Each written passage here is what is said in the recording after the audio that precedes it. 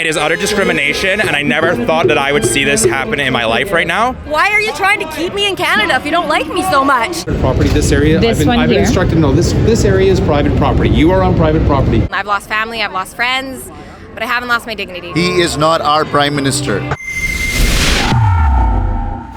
Well, Prime Minister Trudeau has made his way to Vancouver, BC, and as usual, that means he was greeted by pro-freedom protesters. I'm Drea Humphrey with Rebel News, standing in front of Vancouver's Fairmont Hotel on Hornby Street, and behind me, there was a group of protesters who greeted Trudeau's entourage as he made his way into the hotel.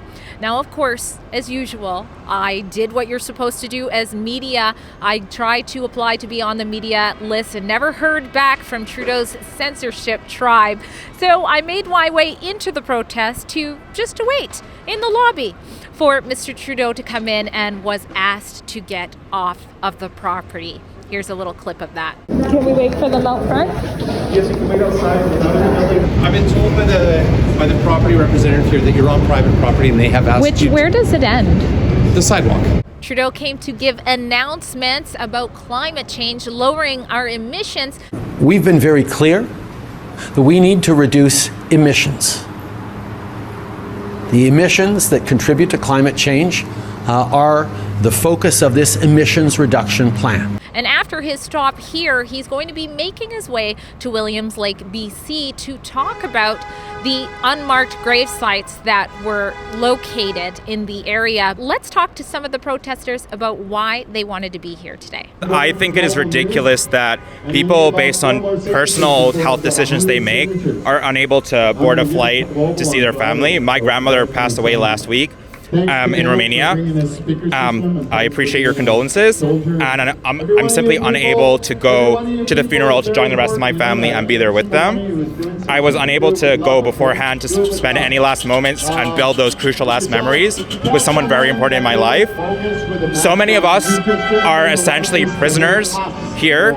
And while we love Canada, we want to live here, we want to contribute to society, we should have the freedom to be part of the global community too, and be able to go out into the world and see our family, see our friends, and be able to build those memories and reconnect. It is utter discrimination, and I never thought that I would see this happen in my life right now. And it is sad. I'm here with a great bunch of guys who are here from the Vancouver LGBT community, and we are sick of being silenced, of being cancelled, and we want to speak out because we feel that we have a voice here that needs to be heard. We just want to show that we're here to stop him from pushing what he's pushing with the mandates, and that we want our freedom back. Like, why are you trying to keep me in Canada if you don't like me so much? It's time to wake up, Canada, because we are losing our freedom. We don't want it to be a communist country. We don't want it to be Cuba. We don't want it to be Trudeau's home country, Cuba.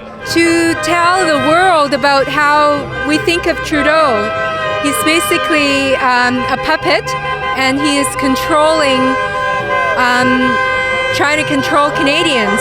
Justin Trudeau, he's dodging everybody. There's a lot of people that, have stuff to say to him, and he's not even answering them. He's just ignoring them. It's ridiculous. What would you say to Trudeau if you had gotten close to him today? Please spare your presence from us. I've heard that before. Sounds familiar. Mr. Trudeau, you are a disgrace for any democracy. Please spare us your presence. Thank you. I found that most people were out there in the start, but now since they let the mask drops a bit, they're not coming out anymore. But this is the time. We need people to come now. We want to finish this. It's not like we want to keep on doing this. We want it done. But us First Nations have a voice now. And we're growing and we're building and we're watching you. You who has the tattoo of my family on your shoulder. You are absolutely despicable. We are in grave danger. Fascism is taking over our country. We are losing our voices and our rights. And it has to come to an end, or we're all going to die. Because you know what? We're all Indians now. I suppose I don't like Trudeau, being from that I'm a land defender and I'm with the Indigenous resistance, and I'm just genuinely it's not so much about Trudeau, it's the seat that he sits in. I think we genuinely have to look at the way we govern our political systems in these times where we see so much political turmoil within their own constituents. We're not getting along out here, you know that. We're becoming more and more divisive with our political stances, with our ideologies, and things are bubbling up to a head where we're starting to see things like Emergency Services Acts, not only interfering with folks like these proud Canadians that I'm with here, but also folks that are myself been here since time immemorial, trying to fight against the system, so to speak, and bring back my ideas, land back. That's my ideology. These ones might have different ones, but it's just more so the idea is like, what are you doing, Trudeau? What are you doing to maintain and sustain the governance of this so-called Canada for the next 7 generations, and to the benefit of the people that are going to be here? What message do you have to the Canadians who were like, you know what, freedoms are coming back? What is wrong with these people still protesting the Prime Minister? They're not. He's slimy and sneaky, and they won't stop. And it's global. It's global, so we can't run from it. Canadians need to find their backbone. I need you guys to have a backbone and stand strong and hold the line and not move, or else I'm leaving and I don't know where I'm going. Well, we need to keep fighting because we can't let our stance drop. We can't just, give up now because the government wants us to give up and hide away, and they're going to push more stuff on it. It's going to be more.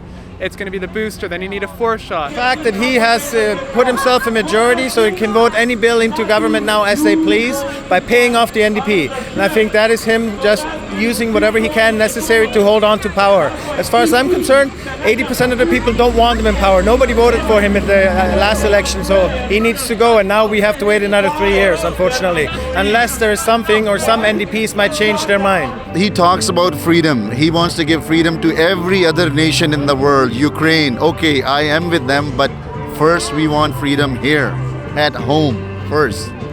Well, there you have it. That was Trudeau's visit, at least to the Fairmont Hotel. Didn't get to see him up close, but we got to hear from the people that felt it's important for them to spend their time here to let them know their concerns. I'm Drea Humphrey for Rebel News.